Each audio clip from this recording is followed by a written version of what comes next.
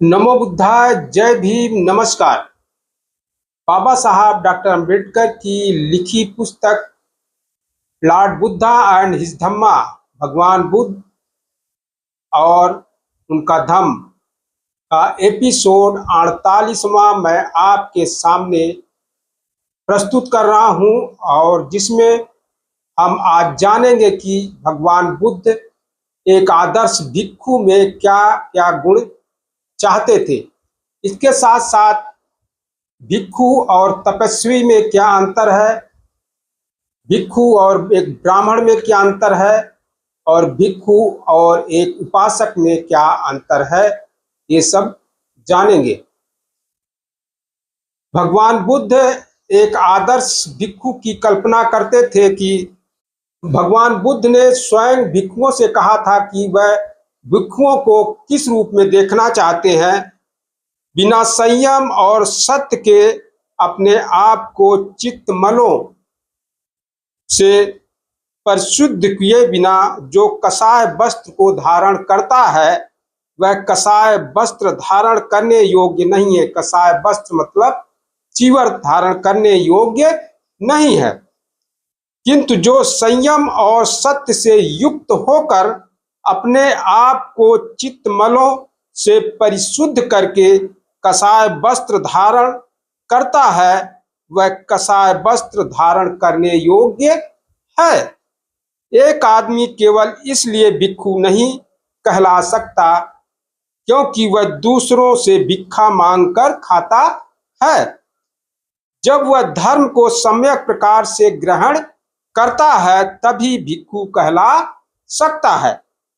जो शीलवान हो, जो ब्रह्मचारी हो, जो सावधानी पूर्वक संसार में विचरता हो वह निश्चय से भिक्षु कहलाता है। हे भिक्षु, न नियमों के पालन मात्र से, न बहुत श्रुत यानी अध्ययन करने से, न ध्यान लाभ मात्र से और न एकांतवास मात्र से ही कोई उस विमुक्ति को प्राप्त कर सकता है जिसका आनंद पृथक जन कभी उठा ही नहीं सकते। हे भिक्षु, जब तक आश्रयों का क्षय नहीं कर देते यानी चित्तमलों का आप दूर नहीं कर देते तब तक तुम विश्वस्त होकर निश्चित मत बैठ, यानी तब तक तुम निश्चिंत होकर ना बैठो। जो भिक्षु वाणी को संयत रखता है, जो बुद्धिमान पूर्वक और शांति पूर्वक बोलता है, जो धर्म का अर्थ समझता है, उसका बोलना मधुर होता है।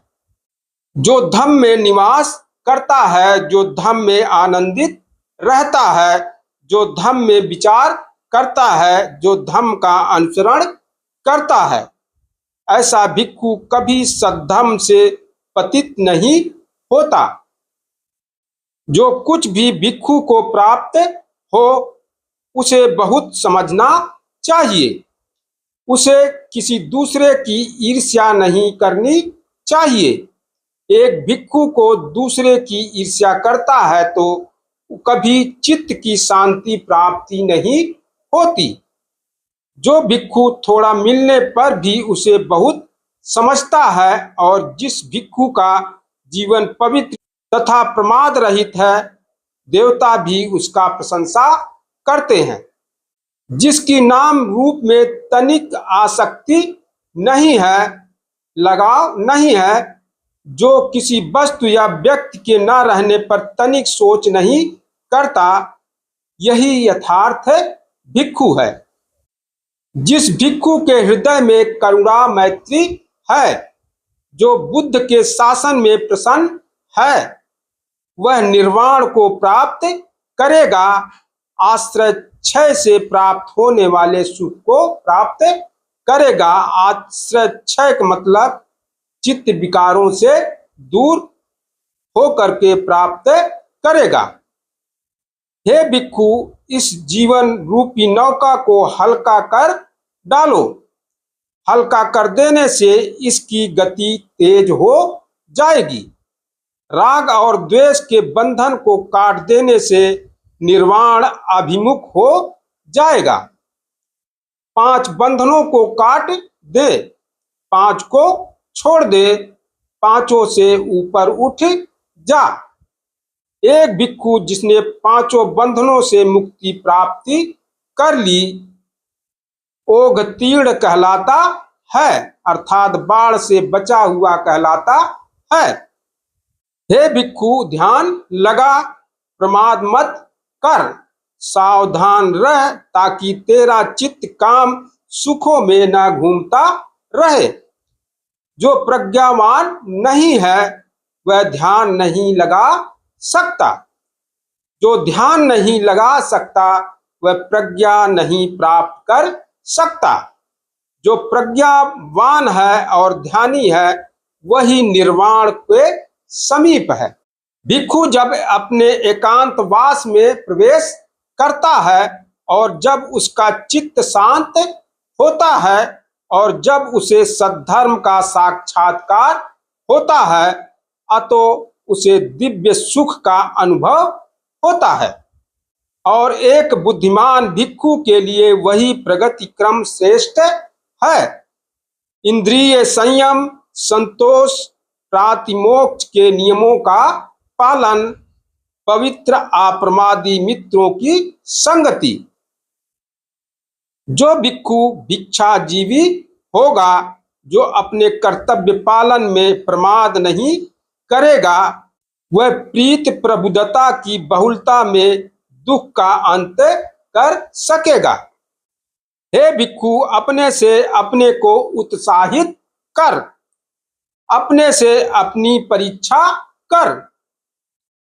जब तू आत्मरक्षित रहेगा और मेधावी होगा तो सुखी रहेगा, क्योंकि अपना आप ही अपना स्वामी है, अपना आप ही अपनी गति है। इसलिए अपने आप को उसी तरह काबू में रख जैसे व्यापारी एक अच्छे घोड़े को। जो भिक्षु अप्रमाद में आनंदित रहता है और प्रमाद से डरता है, वह आग की तरह अपने छोटे बड़े बंधनों को जलाता हुआ विचरता है। जो भिक्षु अप्रमाद में आनंदित रहता है और प्रमाद से डरता है, उसका पतन नहीं हो सकता, उसे निर्वाण के समीप ही जानो।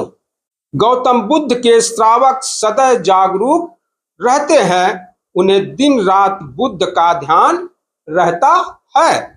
गौतम बुद्ध के श्रावक सदैव जागरूक रहते हैं, उन्हें दिन रात संघ का ध्यान रहता है। गौतम बुद्ध के श्रावक सदैव जागरूक रहते हैं, उन्हें दिन रात धर्म का ध्यान रहता है। गौतम बुद्ध के श्रावक सदैव जागरूक रहते हैं, उन्हें दिन रात अपने शरीर संबंधी क्रियाओं का ध्यान रहता है। गौतम बुद्ध के श्रावक सदैव जागरूक रहते हैं, उन्हें दिन रात करुणा का ध्यान रहता है। गौतम बुद्ध के श्रावक सदैव जागरूक रहते हैं, उन्हें दिन रात योगा अभ्यास का ध्यान रहता है। संसार छोड़ना भी कठिन है, संसार में रहना भी कठिन है, विहार भी दुष्कर है, घर भी दुष्कर है। अपने समान लोगों के साथ गृहस्थी भी आसान नहीं है, प्रवजित जीवन का भी आसान नहीं है। जो आदमी श्रद्धा युक्त है, जो शीलवान है, जो यशस्वी है तथा जो ऐश्वर्यवान है, वह जहां जहां भी जाता है हर जगह पूजित होता है। क्या भिक्षु तपस्वी होता है? भगवान बुद्ध के उत्तर में है नहीं। निग्रोध परिवाजक से बात करते हुए स्वयं तथागत बुद्ध ने नकारात्मक इसका उत्तर दिया है। एक बार भगवान बुद्ध राजगृह में ग्रीव्यकूट पर्वत पर ठहरे हुए थे। उस समय उद्दुबारिक रानी के उद्यान में बहुत से परिव्राजकों के साथ निग्रोध परिव्राजक रहता था। यह उद्यान परिव्राजकों के लिए परित्यक्त था। उस समय भगवान बुद्ध ग्रीव्यकूट से नीचे उतरकर जहां मोरों के चुगने की जगह थी वहां आए और सुमगधा नदी के तट पर चहलकदमी करने लगे। तब निग्रोध ने तथागत को इस प्रकार खुले में चहलकदमी करते देखा और उसने अपने अनुयायियों को सावधान किया, चुप करो, शांति रखो। श्रमण गौतम सुमगधा के तट पर चहलकदमी कर रहे हैं। उसके ऐसा कहने पर सभी परिव्राजक चुप हो गए। तब तथागत निग्रोध परिव्राजक के पास पहुंचे। निग्रोध परिव्राजक बोला, हे भगवान, हे सुगत, हे तथागत, आप पधारे। भगवान का स्वागत है, तथागत का स्वागत है। चिरकाल के बाद भगवान के इधर दर्शन देने की कृपा की है। आप कृपया आसन ग्रहण करें, आपके लिए आसन सुसज्जित है। तथागत ने सज्जित आसन ग्रहण किया और निग्रोध भी एक नीचा आसन लेकर समीप बैठ गया। वह बोला, क्योंकि श्रमण गौतम हमारे यहाँ आए हैं, हम श्रमण गौतम से यह प्रश्न पूछना चाहते हैं कि क्या यह तथागत का धर्म विनय, जिससे तथागत अपने श्रावकों को विनीत करते हैं और जिस धर्म विनय को सीखकर तथागत के श्रावक संतोष लाभ करते हैं, उसे अपना शरण स्थान स्वीकार करते हैं और उसे लोकोत्तर धर्म मानते हैं। तब भगवान बुद्ध कहते हैं, हे निग्रोध, दूसरी दृष्टि वाले के लिए, दूसरी प्रवृत्ति वाले के लिए तथा दूसरी मान्यता वाले के लिए बिना अभ्यास और बिना शिक्षण के यह कठिन है कि वह यह समझ सके कि क्या है यह तथागत का धर्म विनय, जिससे तथागत अपने श्रावकों को विनीत करते हैं और जिस धर्म विनय को सीख कर तथागत के श्रावक संतोष लाभ करते हैं, उसे अपना शरण स्थान स्वीकार करते हैं और उसे लोकोत्तर धर्म मानते हैं। लेकिन हे निग्रोध, तू मुझसे अपने ही सिद्धांत के बारे में, इस कठोर तपस्या के बारे में पूछ कि इन तपस्याओं से किस बात की पूर्ति होती है और किस बात की पूर्ति नहीं होती। तब निग्रोध ने तथागत से कहा, हे भगवान, हम आत्म क्लेशदायक कठोर तपस्याओं के समर्थक हैं, हम उन्हें आवश्यक मानते हैं, हम उनसे चिपटे हुए हैं। इनसे किस बात की पूर्ति होती है और इनसे किस बात की पूर्ति नहीं होती। हे निग्रोध, उदाहरण के लिए एक तपस्वी नग्न रहता है, कुछ भद्दी बातें करता है, अपने हाथ चाटता है। यदि कोई कहे कि भिक्षार्थ पधारिए तो उसकी भी नहीं सुनता। यदि कोई कहे कि भिक्षार्थ रुकिए तो उसकी भी नहीं सुनता। जो कुछ उसके लिए खास तौर पर लाया गया हो उसे स्वीकार नहीं करता। जो कुछ उसके लिए खास तौर पर तैयार किया गया है उसे भी स्वीकार नहीं करता। कोई निमंत्रण स्वीकार नहीं करता। वह पकाने के बर्तन में दी हुई चीज स्वीकार नहीं करता। देहली के अंदर रखी हुई कोई चीज स्वीकार नहीं करता।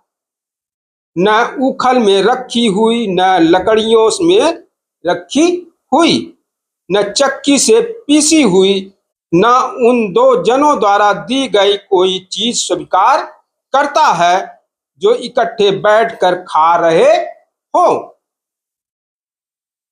न एक गर्भिणी से, न किसी दाई से, न उस स्त्री से जो किसी आदमी के साथ सहयोग कर रही हो, न उस समय इकट्ठी की हुई भोजन सामग्री सब सूखा पड़ा हो, न उस स्थान से कोई चीज स्वीकार करता है जहां कुत्ता हो, न जहां मक्खियां भिनभिना रही हो, न वह मांस मछली ही स्वीकार करता है, न वह तेज नशीले पदार्थ ही स्वीकार करता है, न वह चावल का माड़ ही स्वीकार करता है। वह या तो एक ही घर से भोजन ग्रहण करने वाला होता है, एक कौर खाने वाला होता है, या दो घर से भोजन ग्रहण करने वाला होता है, दो कौर खाने वाला होता है, या 7 घर से भोजन ग्रहण करने वाला होता है, 7 कौर खाने वाला होता है। वह 1, 2 या 7 भिक्षाओं पर गुजारा करता है। वह या तो दिन में एक बार भोजन ग्रहण करता है, या 2 दिन में एक बार, या 7 दिन में एक बार। इस प्रकार वह नियमानुसार भोजन ग्रहण करता है। 15 दिन में एक बार तक वह या तो गमलों में उगाए हुए पौधों पर गुजारा करता है, या जंगली चावलों या निवार बीजों पर, या चमड़े पर, या शैवाल पर, या चावल की भूसी के आटे पर, या कांजी पर, या आटे पर, या खली पर, या घासों पर, या गोबर पर, या जंगल के फल फूल पर, या उन पर जो स्वयं पेड़ से गिरे पड़े हैं। वह मोटे सन का कपड़ा पहनता है, वह मोटा मिला जुला कपड़ा पहनता है, वह कफन का फेंका हुआ कपड़ा पहनता है, वह फेंके हुए चीथड़े पहनता है,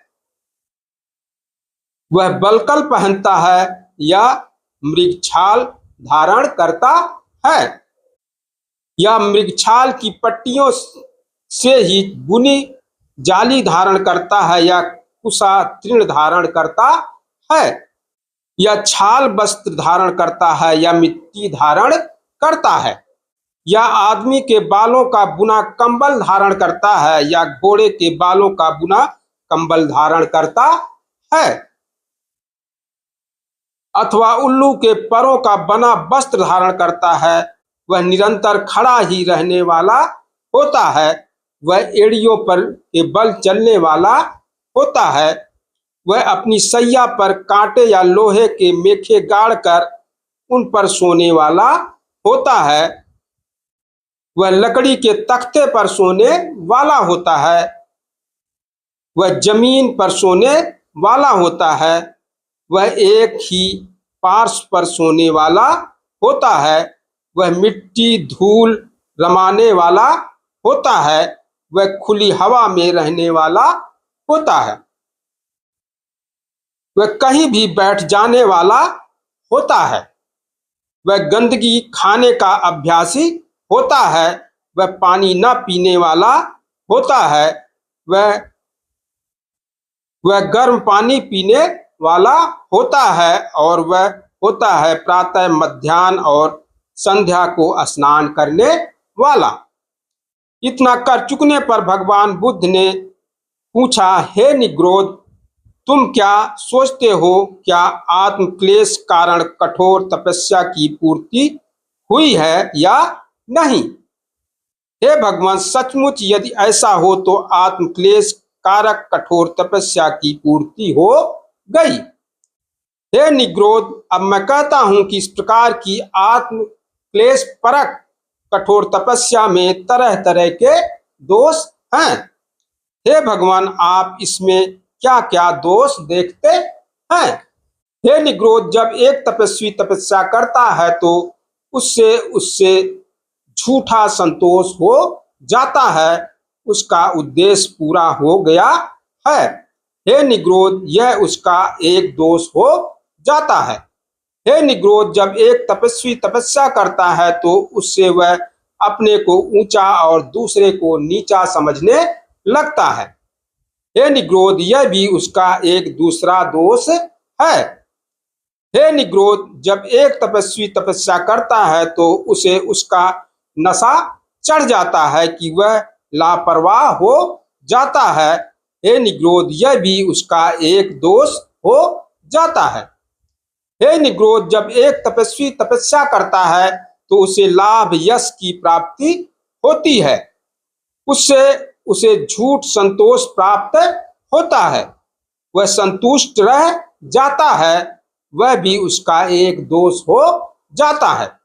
हे निग्रोध, जब एक तपस्वी को लाभ और यश की प्राप्ति होती है तो उससे उसका नशा चढ़ जाता है, वह लापरवाह हो जाता है। हे निग्रोध, यह भी उसका एक दोष हो जाता है। हे निग्रोध, जब एक तपस्वी तपस्या करने लगता है तो वह भिन्न भिन्न प्रकार के भोजनों में भेद करने लगता है, वह मेरे अनुकूल पड़ता है, यह मेरे प्रतिकूल पड़ता है। जिन भोजनों को वह समझता है कि उसके प्रतिकूल पड़ते हैं, उन्हें वह जानबूझकर त्यागता है। जिन्हें वह समझता है कि उसके अनुकूल पड़ते हैं, उनके प्रति वह लोभी और मस्त हो जाता है।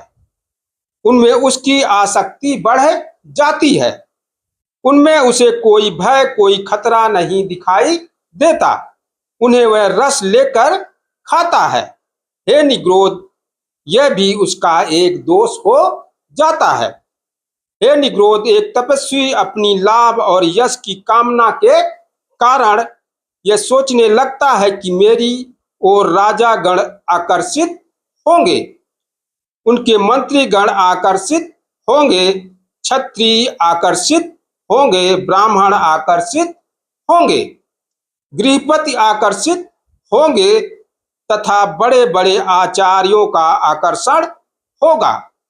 हे निग्रोध, यह भी उसका एक दोष हो जाता है। भगवान बुद्ध आगे कहते हैं कि हे निग्रोध, एक तपस्वी किसी दूसरी तपस्वी या ब्राह्मण को लेकर बड़बड़ाने लगता है। अमुक आदमी दुनिया भर की चीजें खाता है, आलू की तरह के कंद, शाखाओं पर लगने वाले फल, झाड़ियों में लगने वाले बेर आदि, जिमीकंद और नाना तरह के बीज, इन सभी चीजों को जबड़ों के वज्र से पीस डालता है और तब भी लोग उसे धर्मात्मा कहते हैं। हे निग्रोध, यह भी तपस्वी का एक दोष हो जाता है। हे निग्रोध, एक तपस्वी देखता है कि किसी दूसरे श्रमण या ब्राह्मण को बहुत लाभ यश प्राप्त हो रहा है, बहुत सत्कार सम्मान हो रहा है। इसे देखकर वह सोचता है, नागरिक इस आदमी का जो इतने ऐशो आराम से रहता है, इतना आदर सत्कार करते हैं, इसे नागरिक से इतना लाभ और यश प्राप्त है, लेकिन मैं जो तपस्वी हूँ, मैं जो इतना कठोर तपस्या करता हूँ, मेरी ओर कोई ध्यान नहीं देता, मेरा कोई आदर सत्कार नहीं करता, मुझे लाभ और यश की प्राप्ति नहीं होती, इसलिए उसे उन नागरिकों से शिकायत हो जाती है। यह भी तपस्वी का एक दोष हो जाता है। हे निग्रोध, एक तपस्वी रहस्यमय हो जाता है।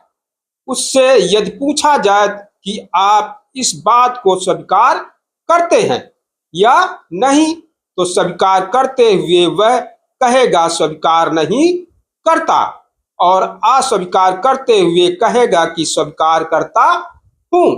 इस प्रकार वह जानबूझकर झूठ बोलता है। यह भी तपस्वी का एक दोष हो जाता है। हे निग्रोध, एक तपस्वी गुस्सा भी हो जा सकता है और उसके मन में द्वेष भी अपना घर बना सकता है।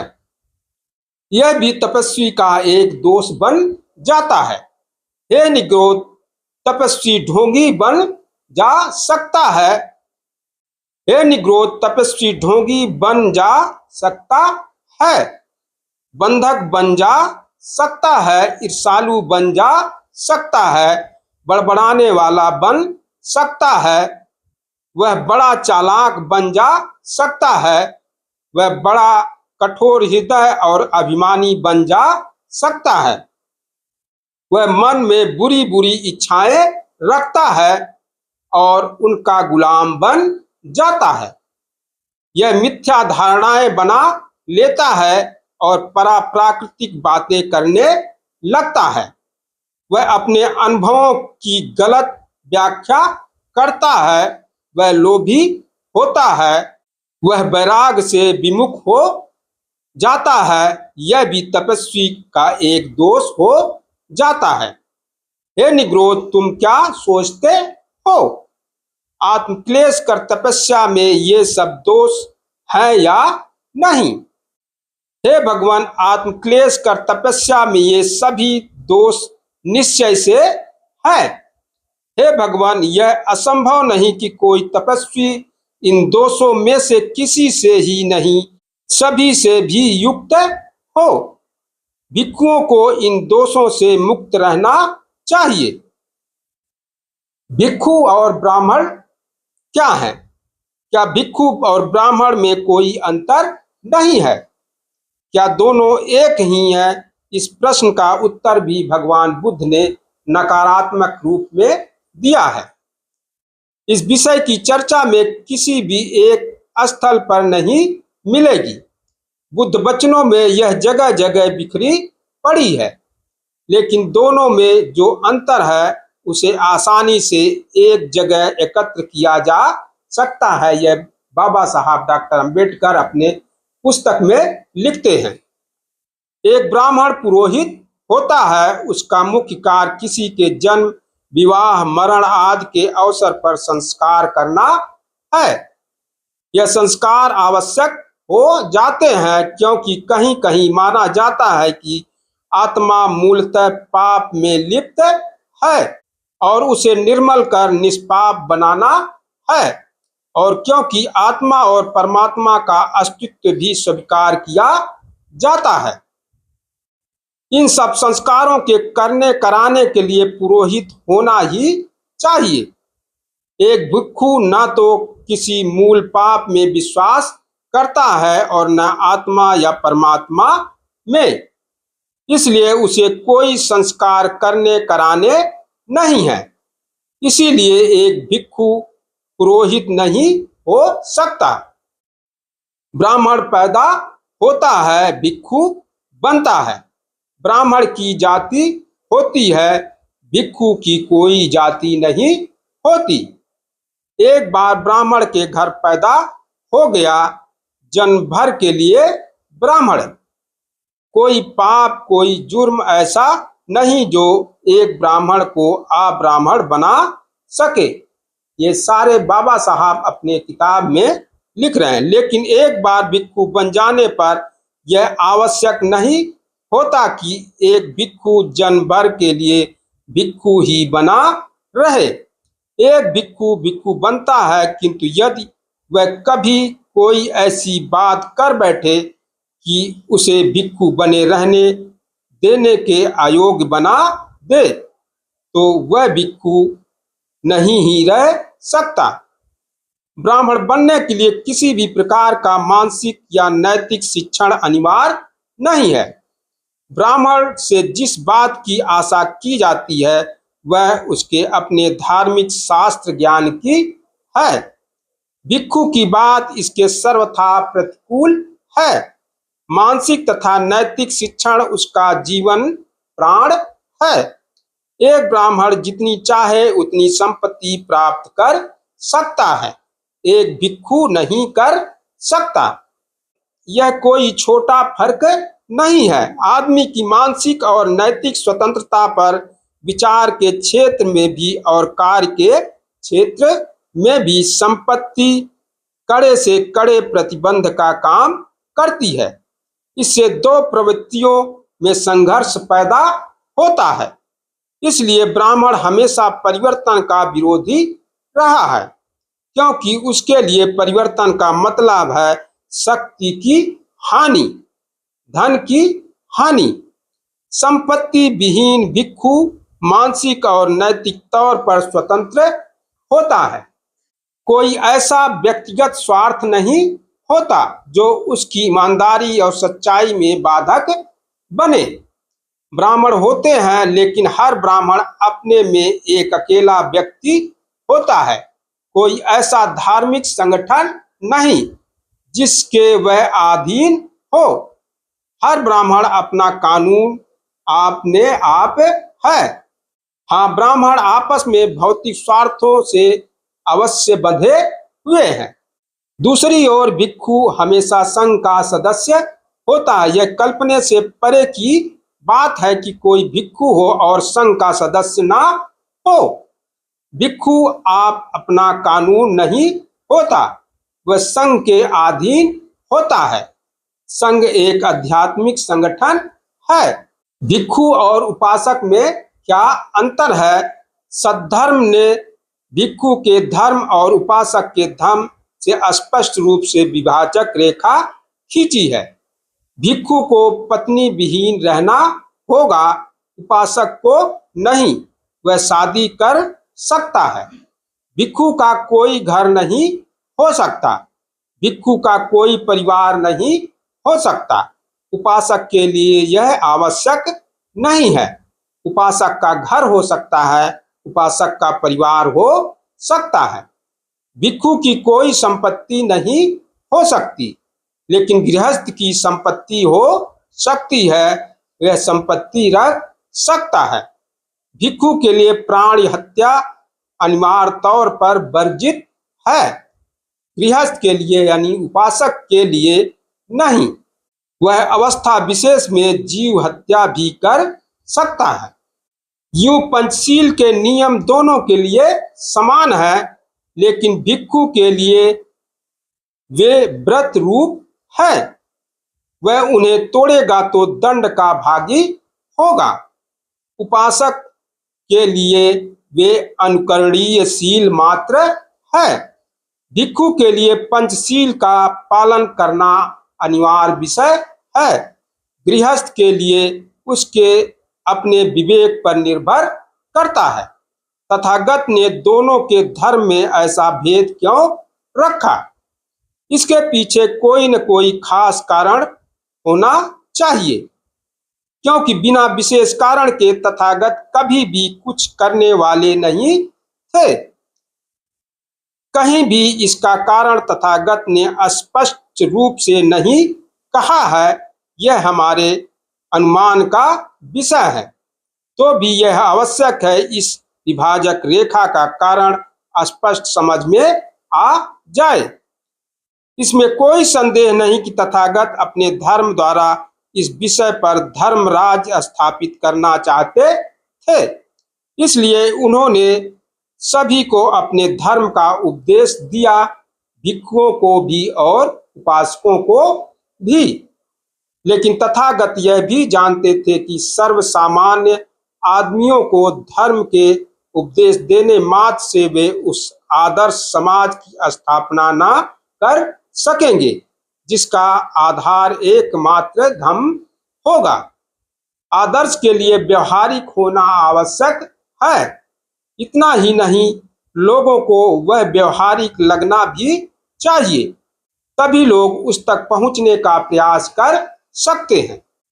इस तरह का प्रयत्न भी तभी आरंभ हो सकता है जब लोगों के दिमाग के सामने उस आदर्श पर आश्रित एक समाज का यथार्थ रूप हो, जिससे सर्वसामान्य जनता भी यह समझ सके कि आदर्श कोई अव्यवहारिक नहीं था, बल्कि ऐसा था कि जो साकार हो सके। तथागत ने जिस धर्म का उपदेश दिया है, संघ उसी का एक साकार सामाजिक नमूना है।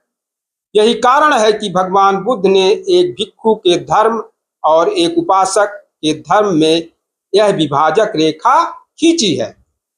भिक्षु तथागत के आदर्श समाज की मिसाल भी था और उपासक को यथा सामर्थ्य उसका अनुकरण करना था। एक प्रश्न और भी है, और वह यह भी है कि भिक्षु का जीवन कार्य क्या है? क्या भिक्षु जीवन व्यक्तिगत साधना के लिए ही है अथवा उसे लोगों की सेवा तथा उनका मार्गदर्शन भी करना ही है। बिना व्यक्तिगत साधना के वह नेतृत्व कर नहीं सकता, इसलिए उसे अपने में एक संपूर्ण सर्वश्रेष्ठ धार्मिक और ज्ञान संपन्न व्यक्ति बनना ही होगा। इसके लिए उसे व्यक्तिगत साधना करनी ही होगी। एक भिक्षु गृह त्याग करता है, वह संसार त्याग नहीं करता। वह अपने घर को इसलिए छोड़ता है ताकि उसे उन लोगों की सेवा करने का अवसर और मौका मिल सके जो अपने अपने घर में बुरी तरह आसक्त हैं और जो दुख में पड़े हैं, जो चिंता में पड़े हैं, जिन्हें चैन नहीं है और जिन्हें सहायता की अपेक्षा है। करुणा जो कि धर्म का सार है, का तकाजा है कि हर आदमी दूसरे से प्रेम करे, दूसरों की सेवा करे। भिक्षु भी इसका अपवाद नहीं है। व्यक्तिगत साधना में चाहे कोई कितना ही ऊंचा क्यों न हो, यदि कोई भिक्षु पीड़ित मानवता की ओर से उदासीन है तो वह भिक्षु नहीं है। यह दूसरा और कुछ भी नहीं हो सकता, किंतु वह भिक्षु नहीं ही है।